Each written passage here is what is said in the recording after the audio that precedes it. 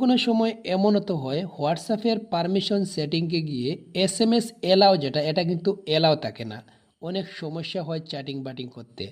তো একদম শর্টে আমি দেখাচ্ছি। এখান থেকে হোয়াটসঅ্যাপের চাপ দিয়ে এরকমভাবে ধরে রাখবেন।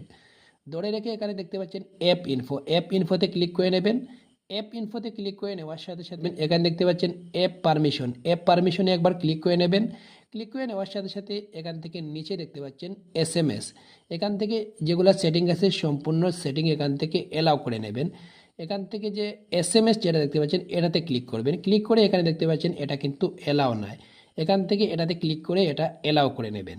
তো এলাও করে নিলে আপনি যে হোয়াটসঅ্যাপে চ্যাটিং করেন এতে কোনো সমস্যা হবে না। তো এখান থেকে ব্যাক করে নেবেন। এখান থেকে সম্পূর্ণ permission, call, long, camera, contact, location এখান থেকে সম্পূর্ণ এরকমভাবে এলাও করে নেবেন। ঠিক আছে?